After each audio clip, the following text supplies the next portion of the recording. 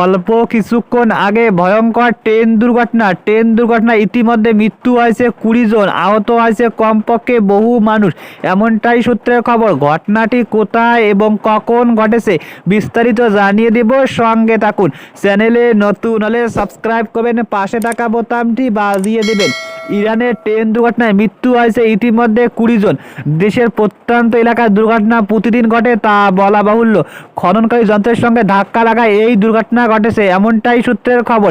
ট্রেনে কয়েকশো যাত্রী ছিলেন। বুধবার পূর্ব ইরানে এই দুর্ঘটনাটি ঘটে। সরকারি মিডিয়া জানিয়ে দেয় ইতিমধ্যে 20 জন মানুষের মৃত্যু হয়েছে, আহত হয়েছে কমপক্ষে 86 জন। দুর্ঘটনাগ্রস্ত ট্রেনটি যাত্রী ছিল ভয়ঙ্কর অবস্থা বর্তমান মানুষের, এমনটাই সূত্রের খবর। বেশ কিছু যাত্রী বাইরে উড়ে যায়, এমনটাই সূত্রের খবর।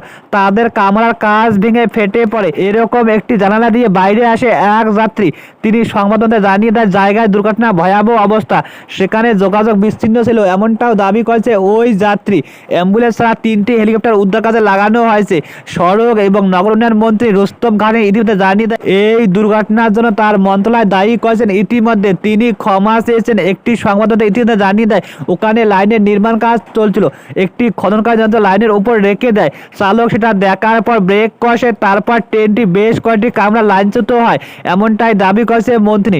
6 জনের বিরুদ্ধে ইতিমধ্যে গ্রেপ্তারি পরোয়ানা জারি করা হয়েছে। দুর্ঘটনার সম্পর্কে জানা গিয়েছে কাকভোরে এই দুর্ঘটনাটি ঘটে। তখন চারপাশ অন্ধকার ছিল। ট্রেনটিতে 11টি কামরা ছিল, অনেকগুলি কামরা লাইনচ্যুত হয়ে উল্টে যায়।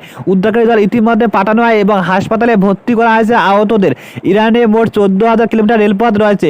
2004 সালে সেখানে ভয়াবহ দুর্ঘটনা ঘটে, তারপর আবারও ভয়াবহ দুর্ঘটনা। এবং আপনি কোন জেলা থেকে দেখছেন তা কমেন্ট করবেন। পরবর্তীতে আপনার জেলার কোনো লেটেস্টে আমরা জানাবো।